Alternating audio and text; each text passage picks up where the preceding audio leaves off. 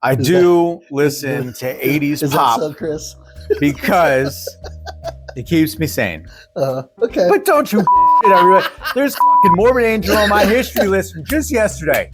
You even asked, what is that, Cannibal Corpse? I said, no, it's Morbid Angel. Talking about trading in man cards. Bro. I don't give a shit. I got a sensitive side. I can't have feelings. That's how wars start. No, you can't. It breaks your whole image. Welcome to another episode of Don Draper's Den. On this podcast, we discuss branding and marketing, how it touches so many aspects of our lives. We also talk a bunch of trash about each other and music and culture and food and nostalgia and so much more. We hope that you're entertained. We hope you get some insights from two marketing professionals like us. I'm Chris. This is Ernie. And in this episode, we get into apps. Actually, lifestyle and beer and football and fantasy and just not being a nerd with your helmet on and throwing away electric scooters and death metal and how I'm supposed to trade in my man card. And so anyways, we get in deep. It's a lot of fun. So we hope you guys are entertained. Of course, share and subscribe and like and comment and all that fun stuff. I want to blow this thing up. As always, we appreciate your support. So without further ado, pour yourself a glass and let's get into this. All right, cheers. Here's to you. Bro, it's so nice outside. It is. I took the scooter out really fast just around the block. Before the podcast? Is that what I heard before? Yeah. I was here slaving away, writing all kinds of notes and stuff. I needed to get some vitamin D, some sunlight. No, yeah. The wind, in the hair as you in the beard as you cruise down the road in a scooter. It just livens you up a bit. Yeah. But it's not too fast. Those scooters go pretty fast though. I got up on the street. Like a 13, 14, 15, somewhere in there. Dude, I go to like 19 to 20. I didn't know that you could change the setting though. Mm-hmm. Looks like an E for like economy or something. Oh, really? Yeah. I did not know that. Yeah. Would you just hit the button a few times? Yeah, just like the power button, just like hold down. Okay. Yeah. So I put it on L. For? I don't know what the hell it means. I don't know. I tried to guess. Low. I don't know. But whatever it is, that's the one that goes fast. So lady mode. That's why you're going only like 13 miles per hour. Just cruising. Ladies, don't mind me. Ring, ring. Ring. So embarrassed myself. I did do it while I was riding just to see, because I thought of it while I was driving around. I'm like, oh yeah, it does the little thing. Ring, ring. And as it made the sound, I was like embarrassed. There was nobody around. I mean, it's just the neighborhood here in town, but like it was just midday. I just needed to like get the hell out of the office for a second. And I was just in some little town, little road, and ring, ring. I'm like, oh God. You inadvertently. You know what I mean? Like I was about to. I had the card in my hand. And if not for my immediate recognition of the moment, I snatched it back. No, all right. You lose it, you lose it. No. It's done. You got a real one. No. I don't care if it's by accident. Nope. You just clicked rang a little scooter bell. I did, but it was innocent. It was, look, if you do that intentionally, right? If you come up, look, here's the scenario, right? Here, did you crack a little smile? No. It was like a shocked face. It was like what have I done? You know what I mean? Like I've upset my ancestors. I gotta go start a fight now or something. I gotta get back. No, if you're driving down the road, here's how you trade in the man card on an electric scooter. Besides being on the electric scooter, I suppose. But if you roll up on dudes and they're like in the way on the sidewalk, and they're like proper thugs or something. And you go, dring, dring, dring, dring. Hey guys, ring, ring, heads up. To your left. Dring, dring. Scoot aside. Edit, scooter. No. Sorry, beating you. Nerd. Just sell your scooter. That would be hilarious if when you rang the little bell, all of a sudden you're like, and you just threw the scooter to the ground and just walk back to the office. Right. Just give it to some old lady. Here, take this. I don't know what the hell I'm doing. Screwing up. Touching this. making terrible decisions. So anyways, yeah, it's just not what I thought I'd be doing at 44, bro. It's not. I'm glad we got that, See, I don't see it that way, dude. I got one life to live. When I was a kid, I'd be riding the shit out of that little electric scooter. Best day ever. If I had an electric scooter back then. But you know what? We didn't have it. We didn't even have scooters. We didn't even have the razors. We got like skateboards. That's it. That's the only thing close to scooter we had. I think that no, they had these like weird like big tire scooter things. I remember that. That was the tires weren't that big, but they were like fat rubber tires. That. Yeah, right. I had one of those. But that wasn't cool. Like people didn't have those. No, you couldn't really do any tricks with it. I remember. But if I had those like hoverboard things, or like these electric scooters, I'd be riding the shit out of that. Yeah. And so you know what? Since we didn't have it and we have it now, well, guess what? I'm be a kid again. Live that fantasy. Be a kid again. Tell me I can't do it. Again, I'm a grown man. I pay my taxes. Right? I'm going to rock a scooter. By God, I'm going to rock a scooter. Have you ever seen that Chris Stefano skit? Do you ever listen to Chris Stefano? Occasionally. He's a comedian. Occasionally. That dude is hilarious. I know who he is, though. Yeah. But he talks about with his Boston accent, you see these guys gentrifying the area, riding in with their scooters, and he's doing these. That's funny. That's funny. Wearing a little tie in their helmet. Yeah. Dude. Don't wear a helmet. Listen to me. If around here, because in Ohio, you don't have to have, there's no bike, motorcycle, right? There's no helmet law, right? Just do whatever you want, which is crazy, right? I don't know what you're doing. But anyways, never mind that. But listen, if the guys in the motorcycles don't have to wear them, if you wear a goddamn helmet when you're on an electric scooter, how dare you? I agree. How dare you? Your wife needs to have a strong conversation. I vividly remember, like, me and a bunch of my friends when I was in like middle school, watching this other kid that we knew at school, complete like nerd, and his whole family, and there was rare occasions they all had helmets, and they weren't cool. They weren't cool helmets back then. Right. There were just like these cheesy looking, like Fisher Price looking helmets. The whole family. And then they all had flags, dude. They all had flags on the back of their bikes. We were busting a gut laughing like, what? Not what you need what a to do, dork. bro. Look at those losers. A nerd. They're all like riding around, and they're like, you just imagine they're all straight back, like handlebars kind of higher. What was it? Cool bikes just riding like this, rocking Keds, sneakers. No, dude, all went white sneakers, ripped on them hard. All in the next day at school, ripping on the kid hard, like loser. There's got to be a moment when you. There's got to be a moment. It depends on your age too, right? Because if you're still in like, you're young enough. It's not a big deal, right? Yeah. But there's some imaginary line.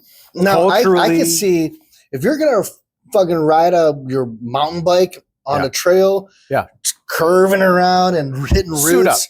Suit up. Get your helmet on, man. Right? Come on. Because that's serious. I used to do that, and like your handlebars catch on a tree, and all of a sudden, boom, you're gone, right? Right.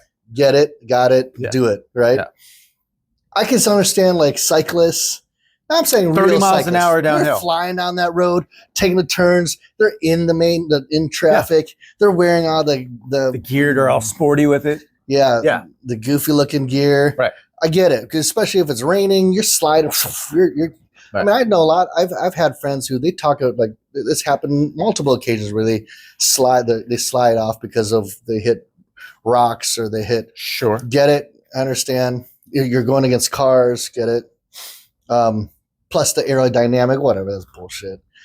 But your family, bro, when mom suited up and they're in the subdivision, it's a subdivision. And then they arrange themselves in size order, dad first, then mom. Right, exactly. All the way down the line. And then they're just riding, hey, little family, ding, ding, ding. And we're just like sitting there like, it's just a sign that that son will remain a virgin until as late as possible. Just hang it up. You're king of the chess club, dude. That's it.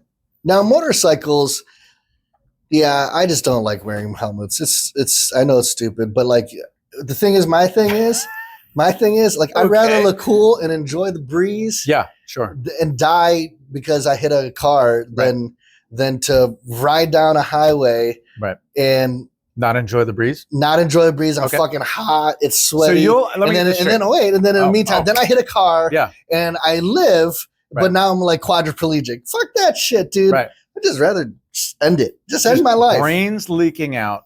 If I woke up and I'm like this and I can't move my limbs, I'd be like telling Hannah, like, fucking pull the plug. Sit on my face and suffocate me. Done. Like, that's what I fucking would do. Like, at least the eulogy would be great. Believe it or not, guys, how Ernie wanted to go out. Nobody sheds a tear. Like, I get it. That's going to be my last rites. Dude, just make it a good one. It's the power of attorney. Done. I'm out. Yep. Like, I don't want to be quadriplegic. There's no joy in that. No. So at least, if I'm gonna crash, I'm just done. Over. I'm in heaven, hopefully, and then I'm moving on with my life. Well, that's it. I mean, that's the end of life. You've moved on to the great beyond. But like, if you're riding a 10 speed or I don't know what you call it, like those little with the skinny tire thing. You're going fast enough that you could hurt yourself. 20 miles an hour is more than wearing enough. A helmet. Right. Okay, yeah, you could save yourself. You're not going to necessarily be a quadriplegic. But you're obviously, not going, if you hit a semi or something. You're not going with your family, right? No. You don't have like khakis that are like a little too high and show your white socks, right? We don't. Yeah. None of that happened. But that kid in the neighborhood, don't do that. Don't do that. Why as parents? Yeah. That's the part I don't get. Like, go for the family bike ride. Like, don't all. I don't know. Try to be cool. Like right? When my boys, dude, no. If they ever wore a helmet, it's only because their mother made them wear a helmet. Right. But me, if I'm like, no, you're not wearing a helmet and riding next to me, dude. Right. You're making us look embarrassed. So like, ride 100 yards behind me. Kick the frame. I don't know who you are, dude. Bah! The only reason why is because somewhere around here, lurking ass bitch and her mother is there. Are they wearing the helmet? I'm like, what? Let these guys fall. Scrape their knees. Learn a lesson. Teaches better balance. yeah. Don't do that again. I remember I was riding my BMX bike showing off when I was a little kid, probably like 4th grade. I hit a curb and I completely flipped, hit my head on the ground. Yeah. I was crying. I was all get out. But you know what? I learned a lesson. Yeah. That's not how you hit a jump. No. You can do that better. You can do that better. Yeah, you're going better next time. Do you learn a lesson that way? Fuck this shit, dude. Yeah. Yeah. You know what bothers me with cyclists, since we're on this thing, is you ever see those guys on those like really nice, road bikes, thin bikes, what are cyclists? Yeah. And they're like overweight. They don't look like athletes. Kind of little falling out of the gear. Yeah. Because the gear is super tight. Right. Yeah. But yet they're wearing the sponsored looking gear. Yeah. The short cyclist You think bikes. it's Tour de France. Yeah. Yeah. Right. They got the clip-on things. Right. And I'm like, dude. Yeah. It doesn't matter. Like, it's not helping your aerodynamic. Like, you're That's right. What are you doing? A bit of the cart before the horse moment, right? And the best part, we're just shitting on people. The best part of it is when you go and where do they show up? At the local brewery, right? I have stopped in like the Monkey Bars to go to one for that. There's a couple of joints around town. Right. There's just a lot of nice bike trails around here. Yeah. So you stop in and you realize like, you see, it's so out of the ordinary because like everybody's dressed normally, and then you hear the as they walk through, right? And you're like, that's weird. And they're like really loading up. Yeah, they're not just like one light beer, right? They're like really hitting an IPA, 9 something by volume, man. Like they're really going in. It's like, dude. Guts hanging out. No, if you're gonna wear those sponsor shirts and all that, you better be a fucking like cyclist. Get your jeans on. You're training for like an Ironman. You're doing like the Tour de France. Yeah, you're a part of a team that's like trying to practice for something. Yeah, you walk. But if you're sitting there, in, get a shot. Overweight, you look like me. Right? Can you imagine me wearing one of those things? The sponsors wouldn't even the best. If the sponsors saw me wear their shirt, they'd be like, "Please take that off. Just take it off." Best. You're like not a good. We should have. You're not a good representation of our brand. Stop that, dude. Don't ruin our brand. I'd be like, we need okay, yeah, you're right. An old time. We need an old time like 50s kind of. We should not even. I don't even want to ruin it by announcing it, but we do. We'll have one of the designers mock up you. In a 50s kind of thing, right? in full bike gear, right? And like, I don't know what the headlines say or what the ad says, but like, don't do this, something like that. You know? No. Yeah. You should, if you're ever in a car when like Hannah and I are driving and there's like a cyclist in the road, dude, the things that come out of our mouth. It's hilarious. Like, loser! Look how slow you going. Look how slow you're going. Why are you wearing that?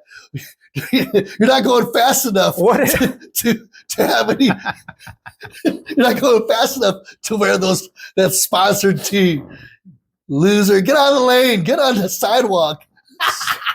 It's so unnecessary. But we just laugh. Dude, this is the funny shit. I don't know. Hey, Lily's gonna have all this trauma like my parents.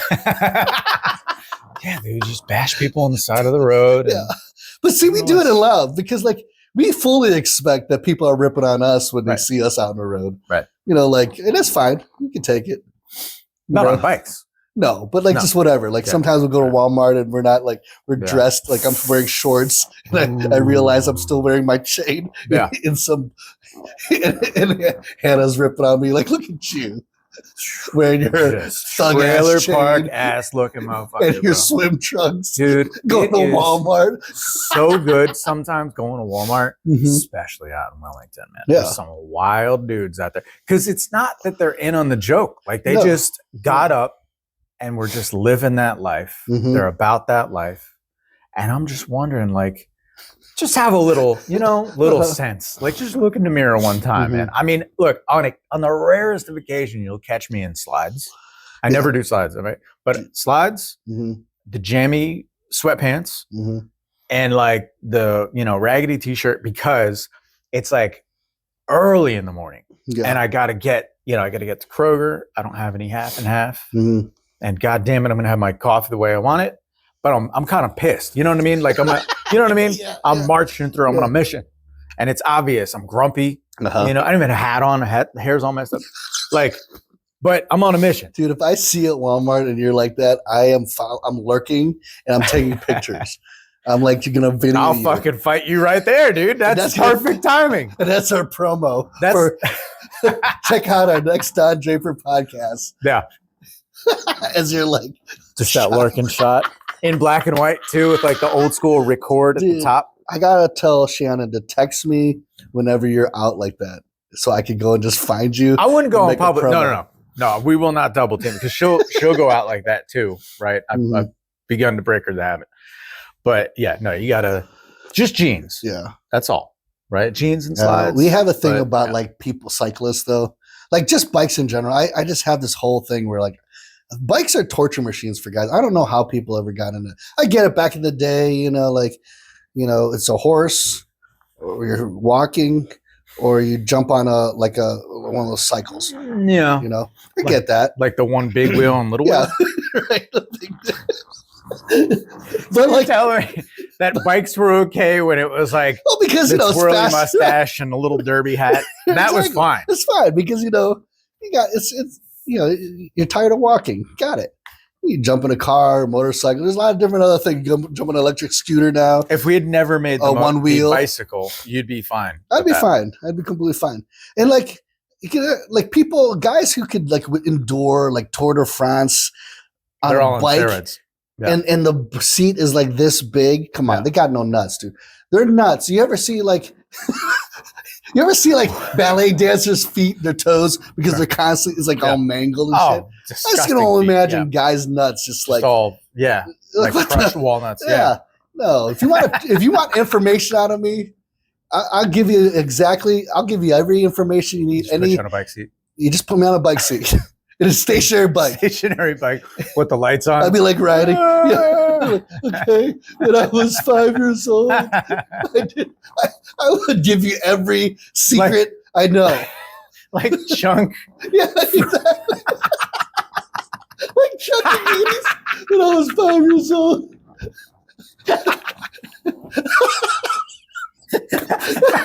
Dude, that's what I do. I'd be like, just put me on a stationary bike and say, keep riding. And the gangsters feel bad. The gangsters in Goonies feel terrible. They're like, Jesus, It's way more than we wanted to know. Exactly. That's so stupid. My real name is Ernie, not Ernest. Holy shit. I'll give you every so like any secret I knew, dude. That's a torture machine for me. It does seem uncomfortable. It does. It is. You know, if I was doing it, I fucking have like a nice cushy leather seat like this. Let me sit down though. Ever seen those bikes where what do they call those? Where they're like sitting and they're like riding like this. Oh yeah, back. What do they call those things? It's kind of an old man thing though. It is. You know what I mean? But like, see, I wouldn't even go fast. It would literally just be like my lazy boy chair, like, hey guys. That's stupid. No, I don't like those things. I've never driven one of those things. I never rode one of those things. But it seems like, come on, man. Unless there's some kind of back issue, I guess, where you can't deal with the bike. Well, it's a balance thing. Like for older people, because it's hard to balance, and what if they hit something, they could really hurt themselves. Joe Biden took a spell off the bike. Right. Then you only fall like a couple inches. If anything. I don't think you fall at all, right? You just kind of... recumbent bike, I think is what they call them. But anyways, yeah. No. I tried one time riding mountain bikes, and then I was like, why am I doing this again? Right. I don't know why. But I don't know how we got there. But I'm glad. Helmets. I'm so glad. Losers wearing helmets. That we got to the Goonies.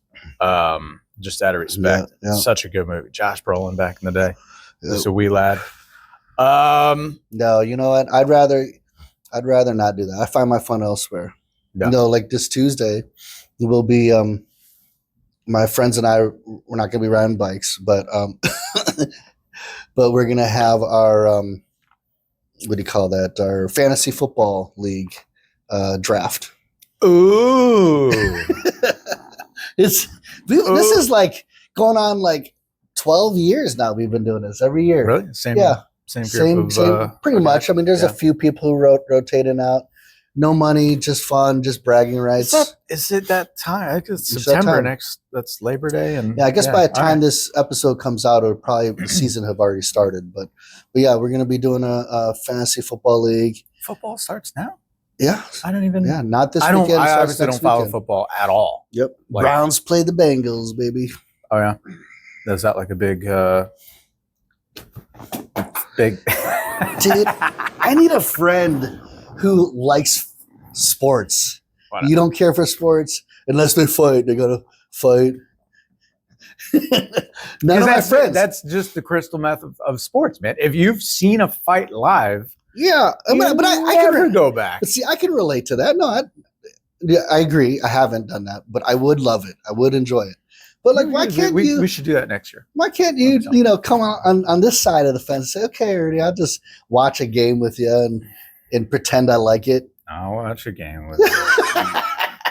I feel like I'm talking to Shannon. I'll go to a boxing match or a MMA match. Oh, dude, I love those shit. Yeah, see, I'll watch it. Yeah, because if a fight breaks out at a baseball or a basketball or a football or any kind of hockey game, everybody's watching. Yeah, absolutely. Just cut to the chase, go to the fight. I agree, but like.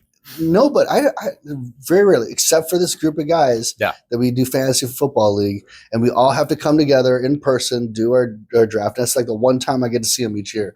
A couple of the guys I get to see. Why do you have to do it in person? Just because it's like there's the only time we ever see each other. Just like an excuse to get together. To get together. Gotcha. Hang out, rip on each other, and how you performed last year, that kind of shit. Right, sure. But we've been doing it since 2003, 4? No, not 4. No, maybe it's not that long. Probably 2007 or something like that. 2000. That's a long ass time. Yeah. That's a long ass time. No, okay. So clearly, I mean, the only thing I'm vaguely familiar with is like maybe having picked things for people's fantasy. My ex had me create a thing like as if I was playing it, and somehow or another it influenced the pool. Yeah. And I don't really know. I guess maybe I got the bad players, but it's all voodoo, man. It was all voodoo because I'm like, I don't even know. And I did okay. For fantasy football? I think. It's not all voodoo, dude. There's like stats involved. Right. The app It's awesome because it'll tell you like the rating of each player. Yeah. It'll show you how they're doing last season versus this season, how they do, play against this particular team. You learn about each defense and how much defenses give up points for running backs or give up points towards like certain quarterbacks or wide receivers. I mean, and in the meantime, I love it because then this is throughout the season, you get to chat and talk shit with your, all the other people. I like the talking shit. Yeah. All the other fantasy, players and stuff like that. Okay. Well, here's something on the apps, right? What I find interesting anyway is because I watch fights, I follow single fighters, right? Yeah. And like they're their own team, right? Yeah. They might have sometimes like a fight camp will have, a good number of professional fighters in it. But anyways, but I'm following one person. With teams, it's kind of like if you're a Browns fan, then you know the shit out of that team.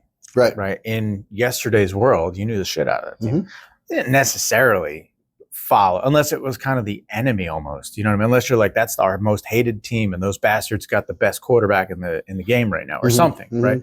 But aside from that, the vibe for me as a complete outsider was like, you don't really know or care too much unless somebody's got like this, oh, he's a total stud, first round pick kind of thing or something. Right. But it's like a couple guys that make the news. Anyways, but as I understand it, if you're in the fantasy thing, it's like, well, yeah, you're picking the fantasy part is you get all these kind of different people from different teams. You kind of find out like what the hell's going on elsewhere, outside of your city or your team that you follow. So to me, that's kind of interesting. Well, it definitely kind of way to spread the enthusiasm, I guess. Yeah, I think that's just it. Like the app helps to really helped enthusiasts learn more about all the different players. Like before, I wasn't really interested in certain players of other teams. Now I'm like, oh, I want them to score. I want them to play. Throw a touchdown here or there. Right. So it helps get you a little bit more involved in the NFL in particular, since we're talking about fantasy football. Right. It helps you to actually start to understand some other teams a little bit better. Right. So I agree with you. Like back then, it was kind of like, I like my team, and a little bit about every other team, unless you're really an avid watcher, and you watch every single game. Or if you like to little gambling, right? Little cash but money. For me, like I remember when I first started, I had a hard time because it's like I love the Browns, that's all I love, and then next thing you know, I'm on my fantasy team. I'm like, shit, I'm gonna pick Tom Brady. I hate Tom fucking Brady, But then I'm like, next thing you know, every week I'm rooting for him. All right, yeah, I love Tom Brady, And that's weird. Man. Yeah, it's weird. And then it's like, relate. I love you, but I hate you. Right. Win. Yeah. Still to this day, I will refuse to select anybody from Pittsburgh Steelers. Okay. Like I won't. One time I did because I was number one draft. I had number one draft pick. Yeah. And the top running back that was projected to score all these points was a Steelers running back. Okay. So I'm like, okay, if I don't do this, this is stupid, So I selected him. Well, guess what? He refused to play for the whole season because he wanted to get paid more. I'm like, see, that's why I don't fucking draft anybody from the Steelers. You fucked me over. That season I was done. See, that's what you get, bro. See, but that's what you get. But this app and fantasy football league and all that stuff kind of gets you to be more educated on the sport that you love, and all that stuff. So huge fan of it. Good engagement with community and with your friends. Yeah. I was going to say the community engagement's a little bit more, again, expands beyond the team, right? The wives and girlfriends, a little bit more involved, right? Whereas back in the day, which is a while ago now. I mean, I know fantasy football in the ether for a long time now. Oh, right? yeah. I don't know anything specific about it, but I know it's a long time going. So, but, it's a long time ago in my dad's prime, so to speak. Then it's like the wives were kind of in it, Occasionally there's some real diehards in like a big city, like a Boston type situation, but they're more about like, hey, we made the wings. Everybody came over on set. Like it's a different thing. Yeah. Right. So there it is, the community. However, this most certainly, a lot of apps are like, specifically male, kind of oriented, right? But they help to build the community and in like a different kind of way. So I can dig that. Yeah, it seems fun. It's something to talk about. Yeah, right? No, it's good. And like again, like you could be able to just feel like you're participating, in what you're watching. And it's good too. Like if you have kids and they get involved, now it's like it's not just sitting watching dad, watch drinking a beer and watching a game. Like you're both like interacting. Oh, how'd your player do? It's a lot more interaction that way. Ecosystem is kind of the word. I don't know whoever does like came up or founded whole fantasy football, but that dude has to be making. But really, I sure hope whatever his trademarks, whatever that idea. Now, I mean, sure hope you license it, man. Now, I mean, like there's a lot of different apps. Like we're on the Yahoo fantasy football app, and I know ESPN has one. Yeah. I don't know. I guess NFL may have. I don't think NFL has one, but there's all these other like apps that are involved. And but whoever it originated with, man, first of all, the guy is a genius. And then and hopefully it's be a lot of money. I hope so. The beyond that, right? So there's the sports of fantasy football, but then right adjacent to that would be the betting, actual gambling. So FanDuels and all that kind of stuff too, right? Which I do know a bit of a thing about because I've put money on a fighter or two, right? Yeah. And there is a very famous. I forget some of the details now. If you guys have addiction to gambling, go on online. Give a call, 800 gambler something. I don't know. So no, luckily I don't. But there was what kind of got me curious was there was a parlay by I think he was like a famous betting type of dude. So it wasn't just a regular schmo, but there was some kind of parlay on a particular weekend where there was like a UFC, might have been like UFC 200 or something big, right? So it's a big card. In fact, it was an Australia card. That's what it was. It was the weekend that Holly Holm fought Ronda Rousey. Oh, wow. That was a long while ago. Long while ago. And so this one famous dude for betting, like a Vegas guy, put a parlay on that. And then like it might have been a soccer thing and a hockey thing or this or that, whatever. But these three unrelated sports. And what he put money in, dude, he put like 200 and made like 3 million or some outrageous, hit that he got. So I was like, whoa, that's a cool thing. But I didn't even know any of it was a thing. It's just those things go by me like a commercial about, bras. I don't give a shit. But anyway, so I checked it out. Here's how they get you for the FanDuels and all these kinds of gambling. They'll give you a free something. You know what I mean? So as a hook. So it's like they've gamified the game. Like they're really good at it. Yeah. Right. So it's fun, but it's just not. It's just not for me. But it is fun. There's only one bet I make every year in Vegas when we visit every year. Okay. I put $100 on the Browns winning Super Bowl every year. So far, it's been a loss investment. How much are you in? How much have we invested in such an endeavor? I don't know. I've probably been doing it for 5 years now. So 500 in. Yep. All right. Yep. Is there like an average payout if it hits? I don't remember the payout, but there's like a. But I'm like, just to show that like I'm loyal to a fault. All right. I'll just all right. Give my money away. Do you like post the ticket or something just to like let them know, or no, just for your own for your soul? Like this is part of me. Put in my wallet, and I never win. You could have took the $500, put it into a mutual fund, 7.5%. I don't know. Is a mutual fund called Cleveland Browns? Because I do it. You probably would have made some money on it, but it's fine. Fine. Loyalty, it's a small price to pay. I get it. Because Jesus Christ, going to an actual game. Yeah. I didn't know how expensive it's expensive, dude. Dude, I thought like a ticket is a ticket. Like a baseball game versus a football game, I had no idea. Well, baseball, they have 166 games. Some ridiculous. Whoever plays fantasy baseball, dude, like they're nerds because like extra. They're like accountants or something, right? Because like you gotta like watch every game, every night of the week. There's games, right? And so you gotta like pay attention and move. What's their ERA or whatever, and like earned That run sounds like a average, financial what's term. their I don't even know batting what it is. average, and not like that's just too much. I'd be That's dumb. I'd be excited for literally one game, and then I'd be like, that's too much. I'm already out. No. Yeah, no, not baseball. So all right, so that's the gambling thing on the app kind of idea. You could kind of it starts to extend, right? I'll pick a random one. Beer, bourbon, right? So like it's easy to kind of think of gamifying, I guess, something that's already inherently a game. I mean, it's a game. It's there's challenges you can have. That makes sense.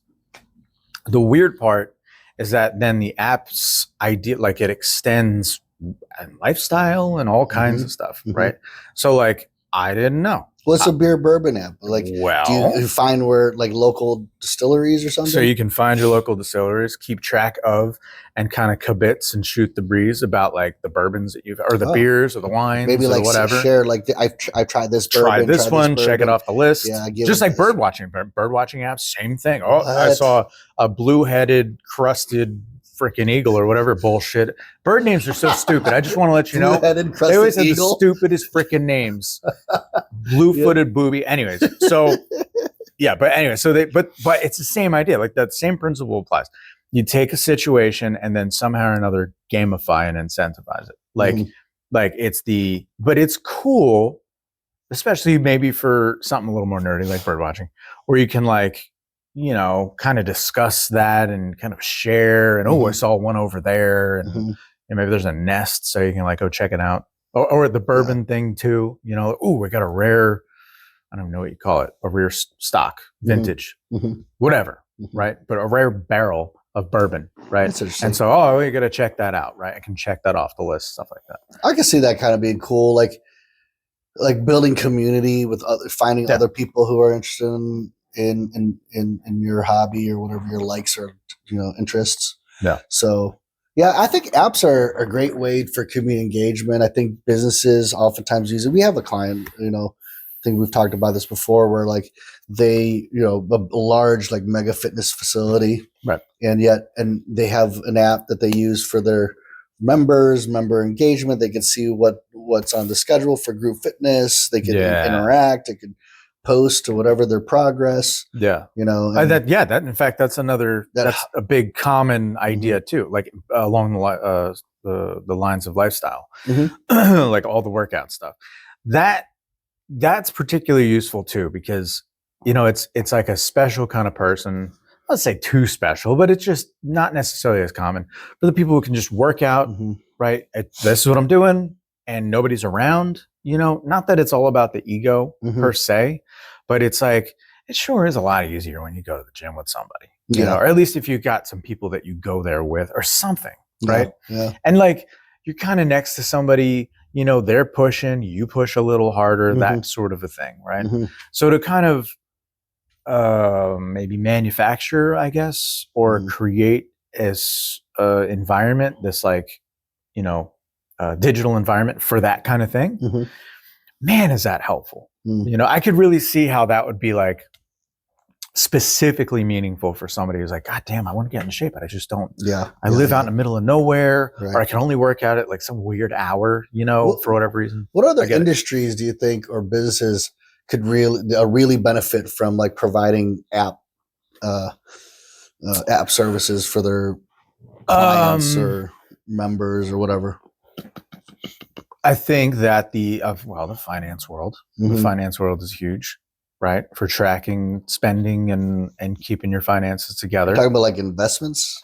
Could be investments. Could be like E-Trade or something. So E-Trade. So here's a weird kind of a group, right? The bros, right? You go to any gym, and it's like you can, we all know what the bros look like. Right. Beard is extra strong, skin extra nice, man bun, probably very hip tattoos, that crowd. Right. So, and they're all out broing each other, right? Because they're like lifting, oh man, MCT oil, protein, dude. Yeah, working the cauliflower here, jiu-jitsu, the whole bit, right? I'm very accustomed to some of that. So anyway, but the culture of it is like a bit of one-upsmanship, being the best, putting your best foot forward kind of thing.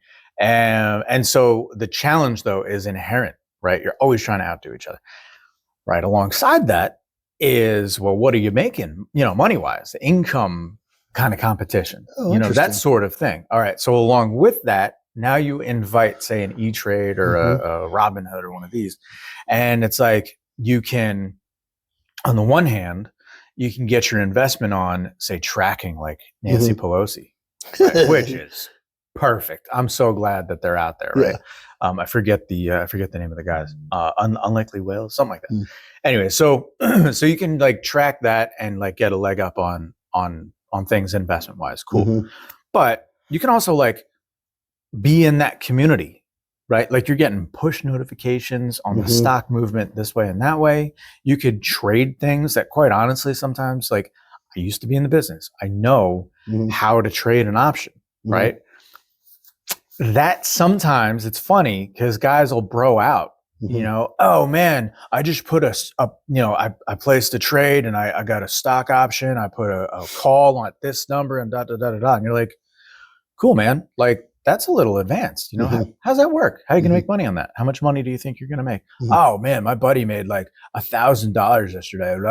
Like, oh yeah, with a call, and you kind of know the particulars. You're like, you're not going to make but $4. Like, what are you doing? So anyway, so people can shoot themselves in the foot, but it's fun.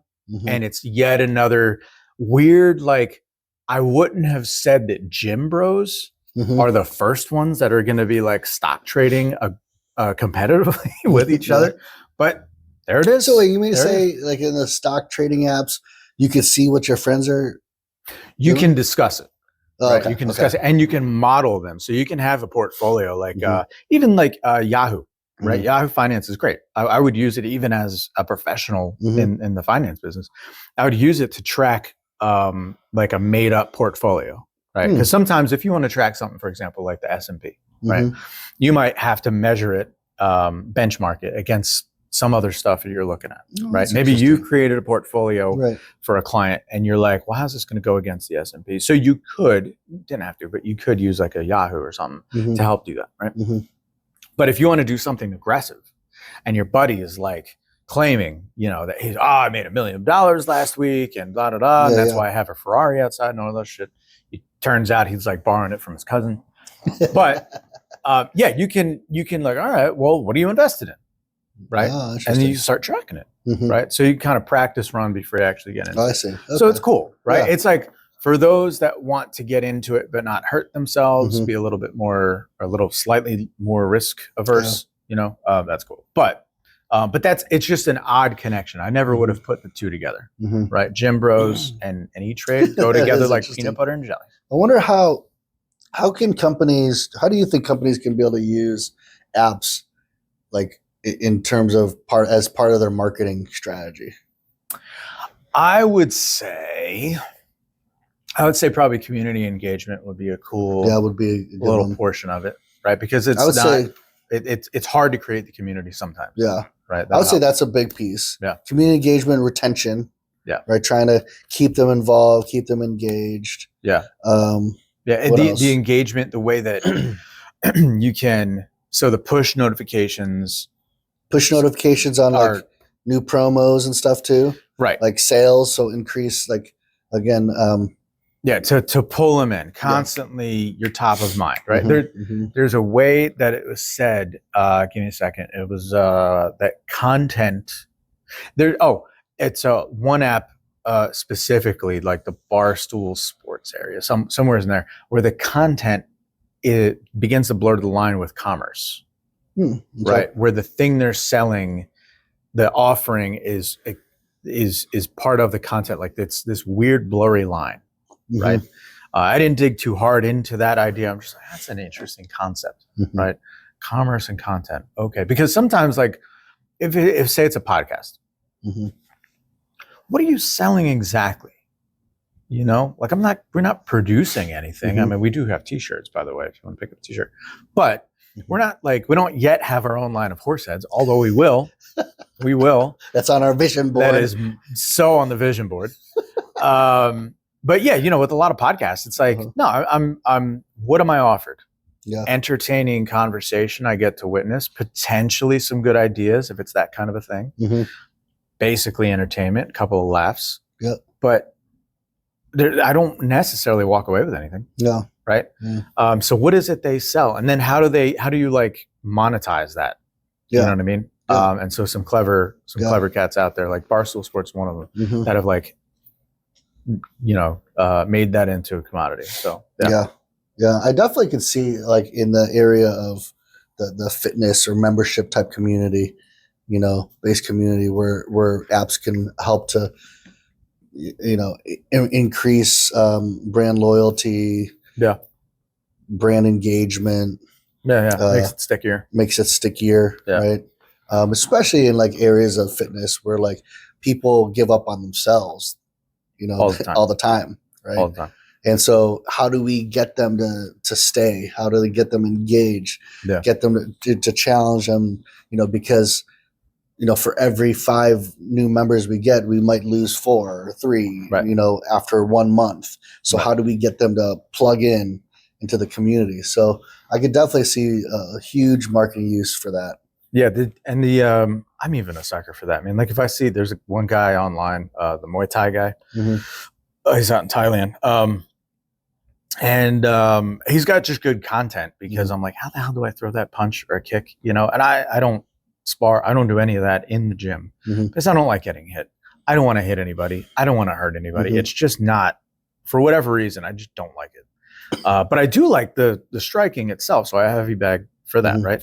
But then, I don't want to pay a coach just to sit there and show me how to punch either. You know what I mean? So I go online, but he has to engage with his audience. He's got challenges, right? And that's enough, right? It makes it interesting. Oh, what challenge do we have this week? Cool, right? It's something. It's it's simple. It's easy. So all right. So there's the fitness thing. We got the bourbon thing. These are hobbies, fit and lifestyle stuff, interests, right? Cars. I'm not much of a car guy. You're not much of a car guy, but I can certainly see how, like, I don't know this to necessarily be true, but I could see how, say, an auto trader, which like, Joe Dirt, like everybody knows what auto trader is, but then to kind of take that, put it online. And I totally get it. Cause like, if you ever cracked open Auto Trader, you're like, oh man, they got the parts I need, or look at this car or whatever it might be. And now you put that on the app. All you got to do is ping the person. It's like, I love, 65 to 71 Mustangs. I got parts that I need, like immediately, man, you're sucked in, right? From all around the world, or at least the country. It's like, oh, this one's for sale out in Iowa. Cool. You have the hubcaps I've been meaning to get, and then push notifications. You're in, right? It's super easy. Right. So I can see how like hobbies like that, cars, and I'm sure tons of other things. One thing I recently downloaded and use is what's it called? The RV Life app or something like that. You go so hardcore in, man. Okay. Yeah. So, but what's pretty cool, because when you register and you set up your account on it, you select or you input like your model, make and model of your RV or your travel trailer in our case. And so by doing that, then it lets them know like your dimensions of what you're towing. So when you use the map, the GPS on that app, it will give you a route that's safe for you to take your travel trailer. Right? It won't take you through these switchbacks. Right? It's like, oh, you have this. Okay, you got to take this route. Bigger route, but you'll be safe. Right. And then they implement like just the community aspect of it for them, so you can be able to ask questions. You could be able to track your trips, like, and create trips like, ooh, I want to go here, and then I want to go there, and I want to go visit this state, and then it'll like map your trip. They have motorcycle apps like that too. I haven't used them, but I know where you could schedule out a trip. Like, I want to go into this city, that city, that city, and it'll kind of plot out the best course, or like the most scenic course, or avoid highways. Or I could see the most scenic. What else would there be along those lines? Like, okay, when you say like the trailer thing, I very easily think, okay, well, I can picture many a city street where I wouldn't want to take a trailer through. It would be a big pain in the ass. So that makes sense to me. But is there anything in that regard on the motorcycle thing? Or is it more like, well, you really wanted to make it, I get the scenic part. Yeah. But what else besides making it as scenic as possible? I think that's a big part. Yeah, I got you. Is the scenic, because a lot of the reasons why people ride motorcycles is because the freedom and to be able to go and see and right. And so like you could look at like, okay, what's a better scenic route that I want to take versus another, or you know what, I just need the most direct route. Got to get there. I don't know if it's as much of like what hazards to avoid, like because what kind of hazard? I mean, you don't have that kind of maybe gravel roads. I don't know. That's what I was thinking. Yeah. But again, I haven't used the app to know if it knows that specific. Like, don't go on there. That'd be wild. Don't go down. Don't turn left here. That's the hood. Right. Yeah. Like that. I don't know. Yeah, a little more subjective to where you go, man. If you're on the bike, there's no locking the doors. Right? Yeah, you can't do shit about it. Right. Just one-handed peace out. Just let people know. Yeah. Yeah. Okay. No, I didn't know that was a thing. All right. So they're tremendously helpful. Apps are great. So I'm trying to think of anything that I've had that's been maybe more obscure. I mean, finance, the Bourbon, the hobbies thing. Maybe, you know what? I've even had a jujitsu app for a little bit. There wasn't a lot in it, but it was like, when you learn a move, say you learn a triangle, right? And there's particular traditional way that you set up a triangle. There's like all kinds of ways you can kind of get there, right? The setup. And then there's different ways you can finish it. And anyways, all these variations, right? So you do these things once and maybe you drill it for a week, but you like keep moving on. You can't just stay there. It'd be boring. But it's super hard to remember that shit. If you did it once, like 7 months ago, you're like, wait, how do you do it? Yeah. Did we even do that? You know? And so anyways, to try to keep track for a little bit, I was like, all right, let me use this app. But it turned out it was too basic. But I wonder what brick and mortar company successfully launched an app for marketing purposes? Like you have a lot of online companies. eBay has their own app, Etsy, those Amazon, kind of go without. Yeah, they have all their apps and stuff like that. But of course, they don't have a brick and mortar anyways. You know that you got to rely on those apps. Like restaurants, B-Dubs, they got an app. B-Dubs has a good app. All kind of restaurants. They got do. Apps. Yeah, that's right. Texas Because Roadhouse. like you could connect to the interact with their trivia questions. I love the B-Dub app actually. Right. Yep. You could like look at deals. You get loyalty points. That's right. Yeah, gamify that. Yeah, loyalty points. Yeah. Like what's another place I went recently to go to? Like I used to go a lot to the smoothie. Tropic smoothie or whatever. Tropical smoothie. King? What the hell is it? Yeah, I know what you mean. But they have a good app that like I keep racking up points, and it says, okay, a few more purchases, you could get a free smoothie. A few more, you could get like a free toaster or something. Yeah, something a sandwich or something. Yeah. So yeah, those work really well. A lot of restaurants. But I mean, really, it's like kind of. So what are they really gamifying? It's like visits, right? It's the loyalty piece, I think. Yeah. And it really translates to profit. If I could quantify do you think that that's eliminated the need for companies to use like loyalty cards anymore? Remember, you used to like have loyalty cards. Oh yeah, they punch at Jersey Mike's. They still do punch cards. They don't do apps. Do they? That's what I'm asking. You're the Jersey Mike. I love Jersey Mike guys. I don't. I mean, I never had one as much as I go Jersey there. Mike's is big, so I would be surprised if they have. Here's a punch card still. I doubt it. I don't. You know what? If they do, they need to upgrade. Like, no. You know what? No. Because I enter.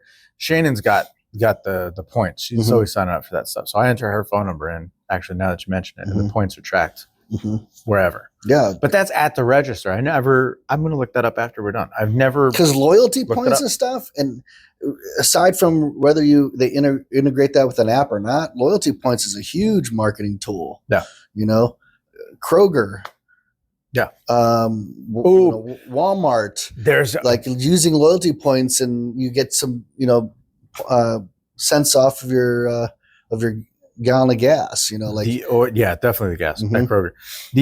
Here's one interesting thing about, I don't know if I would imagine it's the app. So it's like, I forget the name of it, but it's like where you order online and they got it ready. So you just pick it up at Kroger. So there's a guy, maybe around COVID, recently in the past couple of years, guy goes on to order some groceries, right? It's in an app, it's saved, it knows its preferences, all that type of shit, right? Yeah. Which is in and of itself dope, right? Because there's a personalization part of apps that we need to talk about. But anyways, so he goes in, and this is when the economy, maybe it's the end of Biden's, something around there. But the economy is like way on everybody's mind, more so than usual. I'm pretty sure it was around the election. And he goes on and says, here's my order from like 2021 or 2019 or whatever it was. And it was definitely pre-COVID. And he just didn't know and like saved that or whatever, right? So he looks at it, and for whatever reason, I guess he looked at it and needed all the stuff again or whatever. But then okay, cool, order that. And whether he actually was going to order it or was just curious, bro, the fucking difference was like 3 times. It was some staggering amount different in terms of cost. It was literally the same order. Yeah. And it was like 100 here and 250 there or something like that. Right. Yeah. And I remember it was like a bit of a viral moment because it was like, just in because, the politicians on both sides, let's not bullshit each other. The politicians on both sides, whoever's in charge, economy's great. Oh yeah? Why don't you come down here with the rest of us? Tell me how great it fucking is, right? But proof in the pudding with this viral moment, because the guy was like, yeah, look, he like literally had the receipts, not figuratively, he really had them. And anyways, they just used the app to kind of, prove that case. Yeah. But the personalization part, I think, last thing I think of is music, right? Like Spotify and all those kinds of apps. Like you can have your music personal. I love that. Yeah. You do get into an echo chamber. There is a bit of that because then now you're only fed, like power metal or whatever it is. You know what I mean? Like, so you don't get to kind of experience like what used to be like FM and AM radio, where like a little Motown, a little of this, a little country, a little I kind of miss those days. It helps. Yeah. I like that. I like that. Because that's where you can kind of like explore and learn of new songs. However, they have those features on Spotify or Google Music where you just kind of play the radio station based off of country or something, and they'll just play all. Or you have the artist that generates a radio station. Generates a radio station. And then I love how it. I guess I don't know. I listen to heavier stuff, but. Like I'll throw in Deicide or something. It gets more obscure. Do you really listen to heavier stuff? Because some of the shit I hear you play. Not at work. No. So that's not heavy. I'll tell you right now. Taylor Dane, Gloria Estefan. Don't fuck with Gloria. Who else? 80s. Yeah, I keep it 80s. I'm like, what is he listening to? I need the familiar. You don't even play some of the good 80s, dude. It's like obscure. Like what? What good? What do you mean? Go ahead. Name good 80s. Go ahead. What's the good 80s? Paula Abdul. You Get the fuck out of here. Is that what you play? Get the fuck out of here. Shannon would tell you Paula Abdul's voice is like Celine Dion and Whitney Houston had a baby. And I'm like, listen, she was a great choreographer. She went LA, Lakers? She was an LA Laker cheerleader. Right. She's amazing. She worked for like Madonna and Michael Jackson. And she's a great dancer. But the voice, bro? You're telling me vibology is something I got to hear? Get the fuck out of here, Paul Abdul. You do. You listen to that kind of snake. Garbage. You do. But even still, I'll listen to it. Every now and again, if I get a wild hair, sure. Paul Abdul. It's so good. You knew it too. It was one of my favorite videos. I don't know the rest of the words. That's all I know. So good. Anyways. He's been telling lies. Is that right? It's cold-hearted snake. But I mean, if you picture the video, right? My favorite What's video. What's the one with the cat? I asked you this before. The cartoon. She was dancing with the cartoon cat. Take 2 steps back. 2 steps back. Opposites attract. That's what it is. Yeah. I feel like that came around the same time as like Who Framed Roger Rabbit. Give me those vibes. Yeah. But anyways, I do listen to 80s pop. That so, Chris? Because it keeps me sane. Okay. But don't you bullshit everybody. There's fucking Morbid Angel on my history list from just yesterday. You even asked, what is that, Cannibal Corpse? I said, no, it's Morbid Angel. Talk about trading in man cards. Bro. I don't give a shit. I get a sensitive side. I can't have feelings.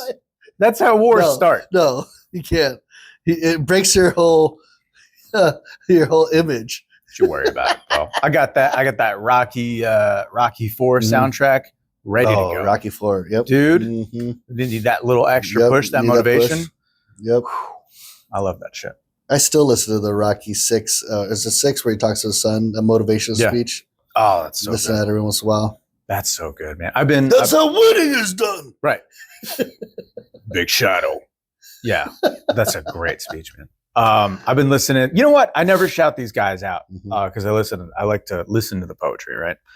I don't want to buy a bunch of books of poems because that's kind of stupid. Anyways, Red Frost Poetry. I think I might have sent you one or two. I certainly have sent them to the team.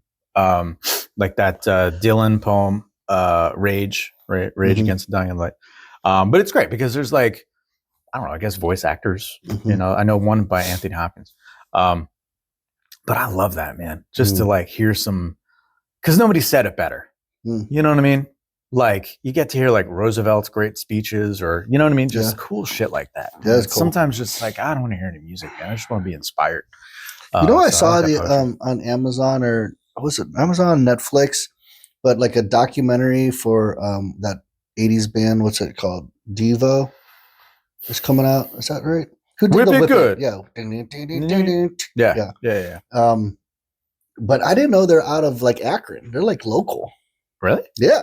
I had no. I thought they were like some like British Australian or British. But yeah. But no, they're like local.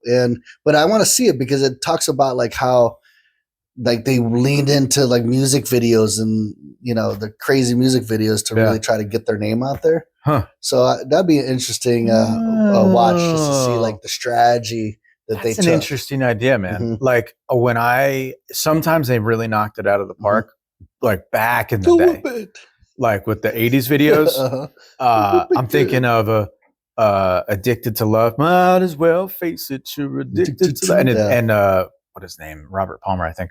And he's got the chick band, you know. They all look identical. Like I get it, you know. Nice sell. Way to use the video. But sometimes, dude, what were they doing? Like the Flock of Seagulls video. And I ran so far away, right? But it's just like a one shot spinning around. Just that's the whole video. Yeah, man. Yeah, that'd be an interesting episode. Like how come it seems like they're always in the upper registers when singing? And so far away. It's just what it was, man. And the hair. I think some of those were hairstylists or something. Yeah, that band. That's why they're there. Yeah. Anyways, I think we ran our course on that. That'll be another episode. 80s music videos. All right, we'll leave it there, people. As usual, from the iconic era of advertising to the digital age, I'm Chris. And I'm Ernie. Keep it legendary.